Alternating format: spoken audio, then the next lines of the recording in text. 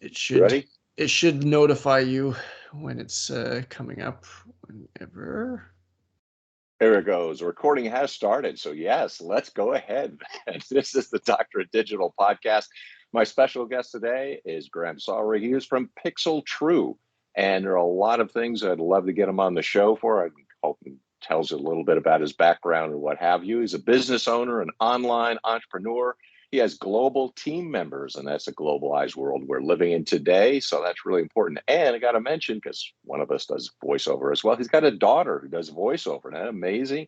That is really great. A lot of principles. That's what we want to hear about, too. A person who is ethical and has the principles that he lives his business by.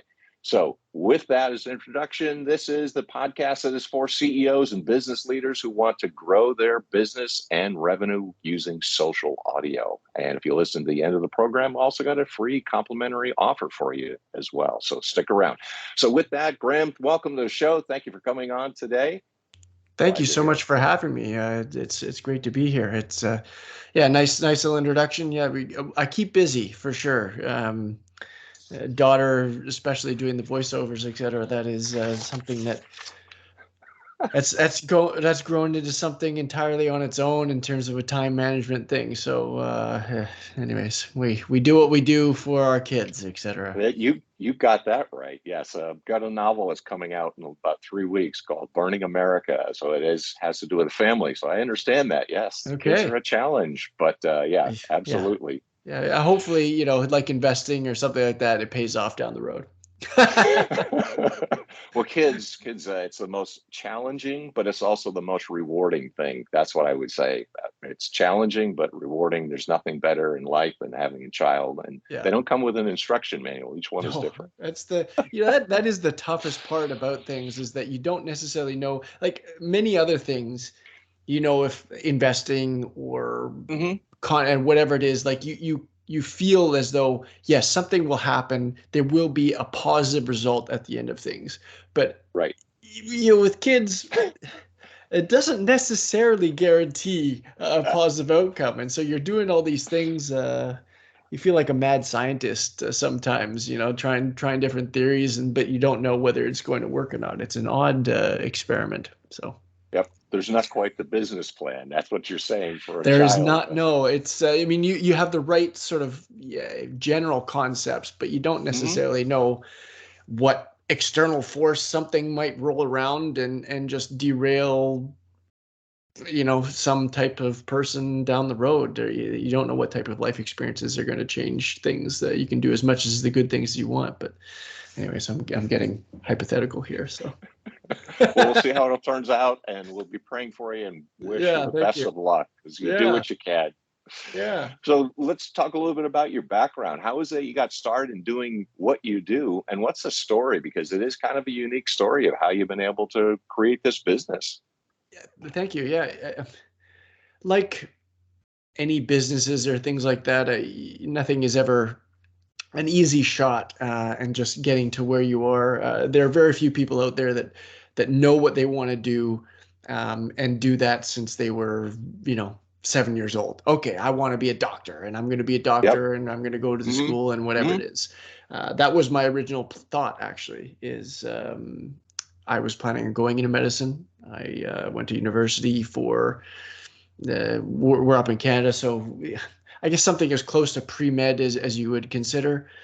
Realized that I didn't like school that much, and so figured doing more Yeah. education and getting in the medical field probably not the best idea when you don't want to keep learning, at least in that capacity. Actually, I do very much enjoy learning. And then moved into finance world. Um, Always been, fairly good with money and things like that. So I may as well give that a try. Was Sure. doing that for a while. Ended up being a fund manager for one of the largest mortgage funds here in Canada, and I was doing that for a while, but just working. All getting home, working, feeling the need to do that, and I just didn't enjoy it. That side of things, sort of not Right. working for myself, being beholden to someone else all the time, not really being in control of my own destiny to a degree. And I always had an idea that I wanted to be a business owner. I just didn't know what. And so a year before I quit, actually, I bought my first website, and started playing with that during that time, and fell in love with it. And so a year or so later, I decided to quit and get into the website ownership side of things. So um, fast forward to now, I own about 15 content websites out there. And then a little over a year ago, an opportunity came up to buy a design business called Pixel True. And so over the past year or so, we've been building, as I said, pixeltrue.com into something that's a lot bigger and better than what it was. So it's been a fun road overall. Hiring people, building that out, and getting hopefully, getting the chart up and up and up. And Sure. nothing is ever with a business, nothing is ever constant growth. There are always challenges and things like that. So we went through quite a few as well. Right. And when you've done this, now you've really started and gotten going, could you say something about some of the biggest changes that you've seen in your business and in your experience? Mm-hmm. From the website side of things, Google, the constant battle between Google and a website, that has every 3 or so months, Google constantly changes their algorithm in order to try and ideally, from their perspective, serve the best answer to the query that someone is searching for. And so every 3 months or so, it's sort of like Google releases this update, and for some reason, maybe some of your website, or if you just have one website, all of a sudden you get a huge amount of traffic, or the opposite can happen. I guess three things: nothing can happen, a whole lot of positive change, or a whole lot of negative change. And I think relating to the affiliate content, so a lot of websites out there do review type content of what the best podcast mic is, for instance.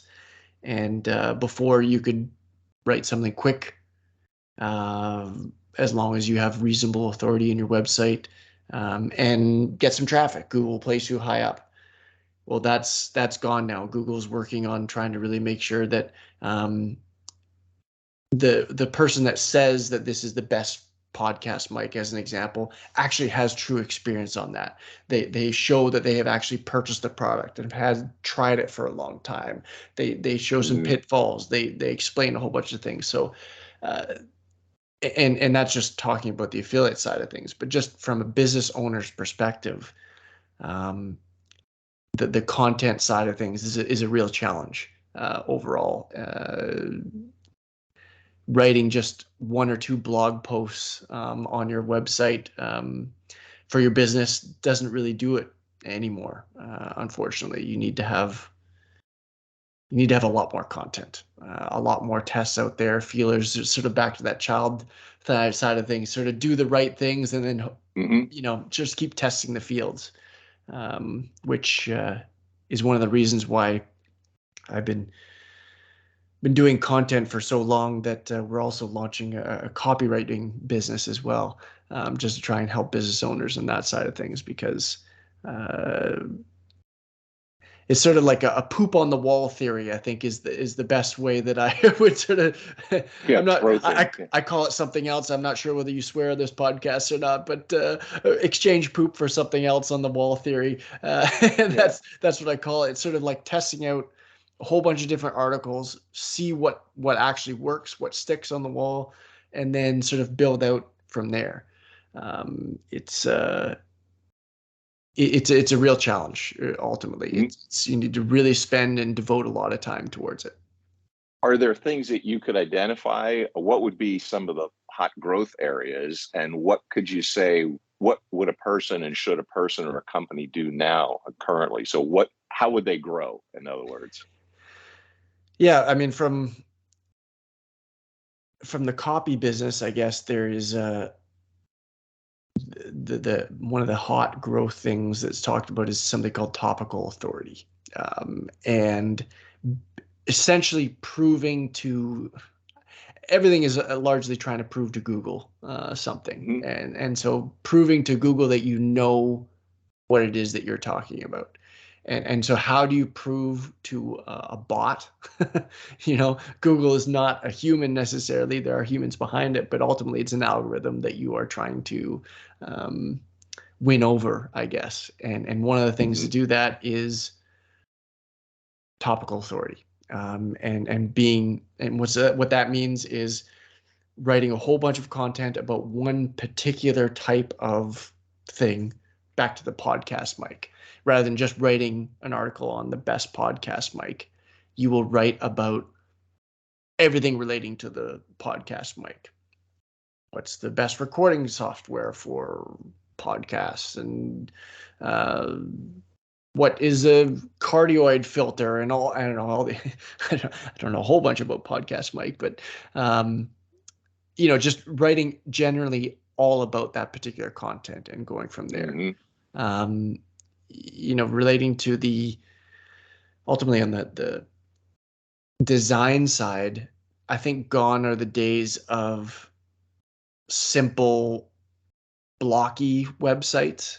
I think as the website online presence become more and more mature, people are looking for something a little bit more of a wow factor. If there are businesses out there that are trying to cater to customers themselves, or just B2B, B2C, etc., they're looking for something more, rather than just sort of a standard website with some copy on there and click here, etc. They're looking for something to wow them and catch their attention a little bit, and draw their eye to a particular thing. And I think that's a huge overall thing. I think another part, frankly, is a lot of businesses are starting to outsource even more. Since COVID has come around, I think people are getting more and more familiar and used to doing things online, and video chatting, and not necessarily needing to a design agency, for example. I think it's progressing more and more to feeling that, yeah, I could just go online and talk to someone there and work back and forth, rather than needing to walk down to a brick and mortar design agency and talk to someone there. The global landscape has changed significantly in that world. The design agency as well, big growth areas, NFTs, whether you've heard of that before, that is an absolute explosion in terms of companies trying to get into that. Unbelievable amount of different companies that are deciding that they should launch their own type of NFT. You can design specific type of contracts relating to that. And so from our design agency side, we're seeing a huge amount of influx of people looking to create some type of design for NFTs specifically. And there's a whole bunch of creativity that people can do around that, not just designing something, but actually attaching a neat contract to it, to grow that out, to help their business ultimately. So that is a massive area that I think business owners should be looking at, frankly, because it's not just a design thing. As I said, the NFT landscape, you can do a lot of creative things to it, and it's something that my business partner is really into that, and knows he can talk for hours, I'm sure, about that sort of stuff. But I've learned more and more about that. And then the last thing, I think, from a company perspective, outside of design and copy and things like that, just for someone in general, is being the business owner or the CEO. Often, they're, depending on the size of businesses, etc. Being the CEO or the business owner, I'll use them interchangeably, because I feel like most people are sort of in that the business owner is the CEO type landscape. So I'll talk to them specifically. it's a big job. The CEO is meant to be more the visionary in my mind, and someone is in that world. And so I think I remember reading this somewhere else a long time ago, where the CEO's job should be more visionary, and that's it. To do a whole bunch of other things, to be a visionary and implementer and a whole bunch of other sort of hats, it's really going to put a damper on your overall business growth. And so what you need to have is a CEO who's a visionary, and then another person who is purely an implementer, we'll call it, right? Someone that can take the ideas. So you have someone that's, call it the dreamer or visionary, whatever it is all they're focused on is trying to think of cool, creative ideas, whatever it is, to be able to grow the business and work forward. And then you need someone who is equally talented to be able to take those ideas and actually do something with it, because everyone can come up with an idea, right? There are millions of ideas getting thought of every day. A lot of them are probably billion-dollar businesses, really. But many of them don't go anywhere because there's not that secondary person or entity that is able to take those ideas and actually run with it. Okay, great. Yes, let's start doing that. They don't necessarily have to be the ones that are doing it, but at least the ones that are controlling it and making sure that it moves forward. So they don't have to worry about the vision, right? So it's a yin and yang thing, right? The visionary person is just focused purely on, okay, what can we do to make the business better? What can we do to make the business better, et cetera? And that's their focus. And then the other person's focus is not at all on how do we make the business better. It's on how can I take these visions and run with them and make those the best that they can be in terms of implementation. And I think that is a huge component for people out there that would really skyrocket their business that much more. And it's something that I've really taken to stride as well for myself. That's sort of what I see is my role in trying to really just be the visionary of things and not necessarily be the best. When I started, I wouldn't consider myself to be a designer at all, but bought a design business, saw a lot of growth there. And Pixel True has really grown since we bought it. I think we've tripled our customer retention rate and our revenue and all these things because we test, iterate, and grow from there. So that's another big thing too. Is one of the things that I've always talked about before is doing something because you've done it before is not necessarily a reason for continuing to do it. You know, you start. I think that you get into that complacency zone where it's like, well, this is. I ask all my staff or whoever it is, why is it that you're doing what you're doing right now? And if the answer is because that's the way it's always been done, don't even say it, right? Yeah. Just there's something wrong with that. What can we do differently? Not necessarily. It doesn't necessarily mean that it's a wrong way of doing it, but test something different. And if it doesn't work, then we'll go back to the other thing. Just do little constant tests to constantly try and improve and change, et cetera. And I think that's a huge component of an overall business mindset, is to try and push the envelope, drive as much value as possible to your customers, get as much efficiency as possible within your staff, et cetera, is just work on that. And that's what we try and do at the design agency. Ultimately is really try and focus on that and deliver as much value as possible. And since you've laid it out this way, you've kind of given the environment and scoped it out. What would you then say would you recommend for business owners that consider both in the design field or what you do? So what should the average business owner be thinking about based on your perspective and laying out the environment you have? Yeah, I mean, I sort of pitched the twofold side of things. Mm-hmm. On the copy side, the organic traffic side, I think getting going and getting writing, getting some blog posts out there. I know I sort of bash writing 2 or 3 blog posts are sort of gone. And if you're really trying to get some traction, you need to do more content. But Google also favors long-standing articles, as in aged articles. And so the time to start anything is now. Um, if you only have time to be able to write 1 or 2 articles, it's better to write 1 or 2 articles than 0 articles. And then going back after a year or two and constantly updating those as well. Google again favors something, that's been around for a long time rather than new kid on the block. It's like you sort of proven yourself.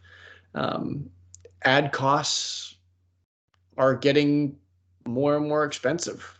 We've seen, whether anyone's ever talked about Facebook and the changes there, with Apple coming in and changing their overall ad tracking, Facebook advertisement has really taken a big hit. And so having more of an organic content platform overall, it really serves you down the road. It's very much like investing.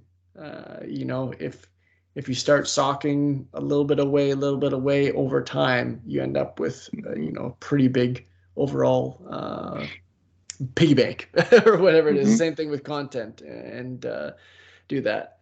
From the design side of things, I think competitor research, and not as just design, but just business perspective, and I will relate it to the design side a little bit, is looking at your competitors and really taking the time to understand what it is that you like. I'll frame it in the landscape of coming to us for design work. The people that get the most benefit from our services are ones that have taken the time to look at the competitors, their websites, what is it they like, what is it they don't like, the specific elements, the maybe color choices, and you don't have to be a designer necessarily to know what you like and don't like. And you can see what other people are doing. And taking clips of different things that you like and don't like and things like that, and doing a lot of the pre-work before you go to a design agency or even thinking about designing the website yourself, etc. Doing that work up front is huge. Then broadening out and looking at other industries as well, other websites. What type of elements do you like about these? What about this type of font? And just marking all those things down. And so if you do want to go to an agency or a designer or something else, you have all of that pre-work done to be able to give to them. And it really helps the designer drive home what it is that you ultimately want. Because if you don't have that pre-work done, it's a really tough slog from a design agency or any type of service, right? I mean, it's you have a house cleaner coming in and you say, yeah, you have 2 hours, okay, clean my house, right? And then they come back, you're like, well, you didn't spend any time cleaning the bathroom. Like, well, you didn't tell me to clean the bathroom specifically and do all that, right? Like, do as much pre-work as possible to give us accurate instructions, and that should go with almost anything. Finding someone, back to that visionary landscape is finding someone who is actually committed to asking questions and understanding your vision. So back to the design thing specifically as well. Someone that is proactive and back and forth potentially. Like there are people out there that will maybe take your pre-work, right? And then they'll start designing something, and it might be something entirely different than what you constructed. So you also need a back and forth relationship too, someone that's actually willing to ask questions, try and clarify what it is that you're saying, and go from there. And then lastly, I think starting with a reputable company to begin with. Upwork is certainly a powerful website out there, Fiverr too, I suppose, where you can find, again, design aspects, I suppose. But if you're not a designer yourself, how do you know how good a design person actually is? They can say it, but unless they're able to really showcase all the different case studies that they've worked on and things like that, how do you really know?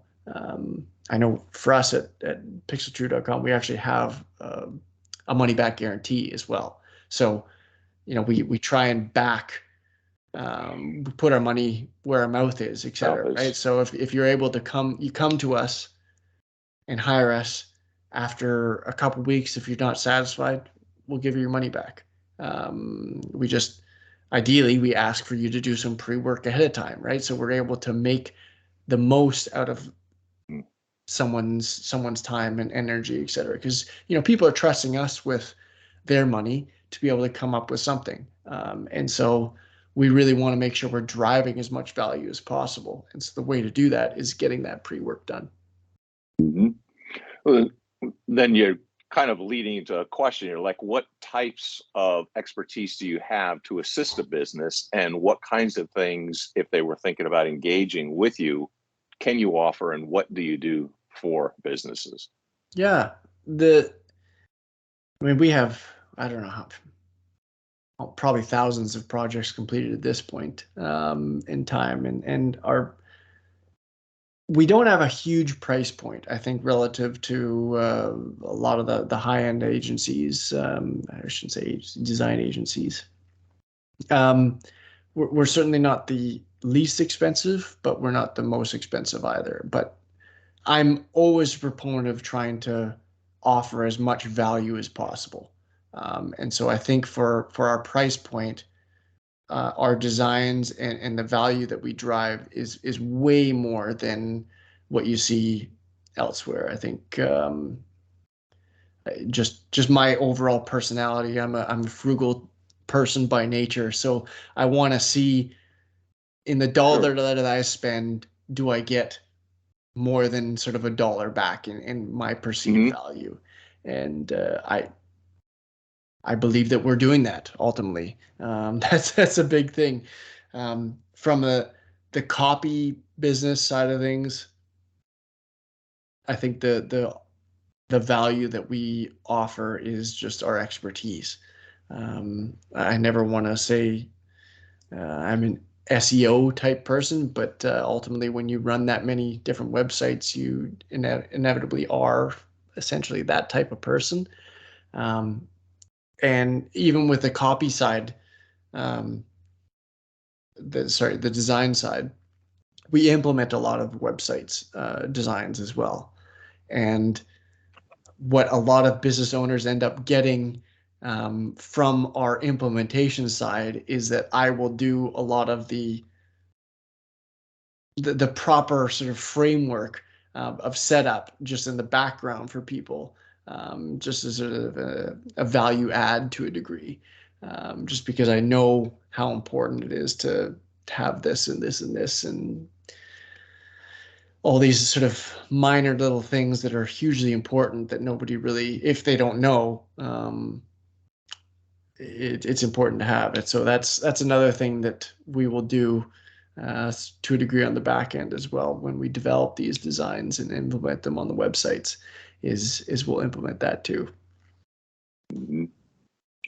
So you have talked about a number of things that you do and the way that you do it, which is good. So as we kind of wind down the interview and get to the end, of course, then if people know what it is that you do and how you do it, then of course, big question is, how do they get a hold of you, and what would you recommend to engage with you and your company?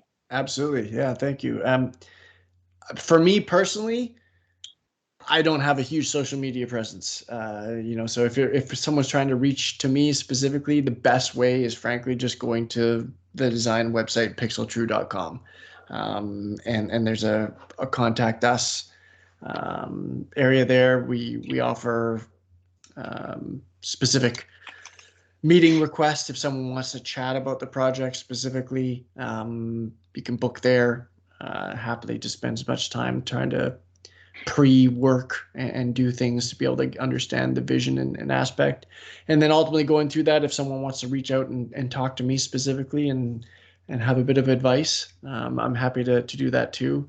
Best thing again is through that contact us page, and asking for Graham specifically, and I'll get back to them. Eventually, I have many different emails coming in, etc. But I will, if someone comes and talks to me from the Doctor of Digital podcast, then I'm happy to happy to answer. That sounds awesome. Graham, I want to thank you very much for your time and all the insights and all the things that you have, the valuable field that you're in, and also how resourceful you are and able to get all these things together. And hopefully you listen to the end of the podcast episode, because I said we got a free complimentary offer. Anybody who's listening and got to this point, you get a free complimentary website versus your competitors. Is something that Graham also brought up. You want to know what the other folks are doing. So thank you very much for being the podcast guest to this episode. Until next time, Deus Vult. Thanks, everyone. Thanks.